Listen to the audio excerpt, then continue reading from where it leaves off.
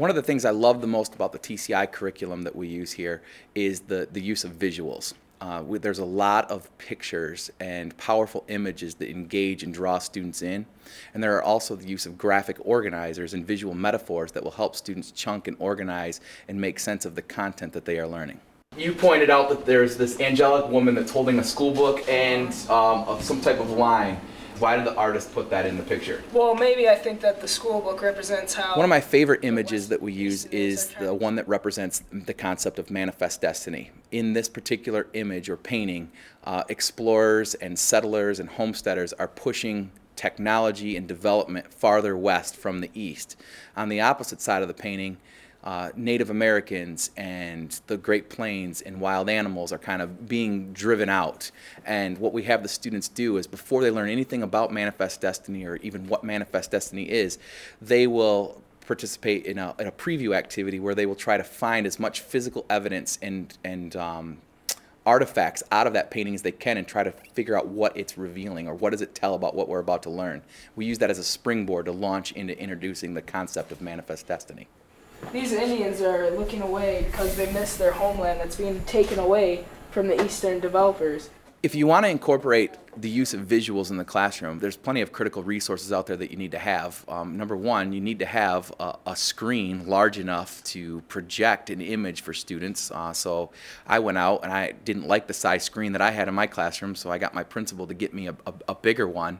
Also something to project images on, whether it be a digital projector or even an overhead projector, something where you can transfer digital data onto the screen. Also, having the students, I have the students keep an interactive notebook where we are drawing visual metaphors so that they have pictures and non-linguistic representation to go with maybe new vocabulary or new concepts that they are taking notes in for the class, but they actually have to have that non-linguistic representation there as well. I absolutely love the visual metaphors that we use with this program. An example is in the student notebook. They were supposed to learn about the final factors that drove the 13 colonies away from Great Britain.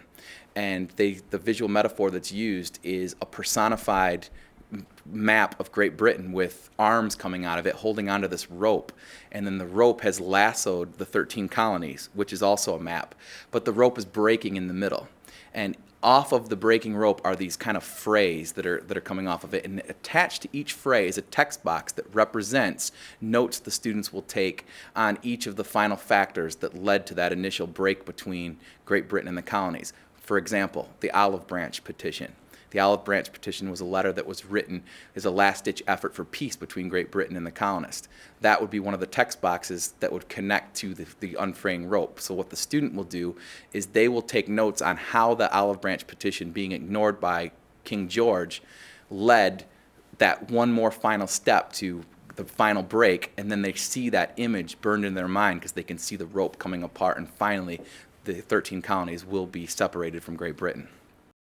I think the visual metaphors help the students understand the big ideas because we're all different learners. We have different learning styles. Not every kid can read the textbook one time and remember everything, or listen to a lecture from a teacher. That image might make something that they're reading that they sort of understand really come together, because through the use of that picture, oh, I get it, I see what was happening.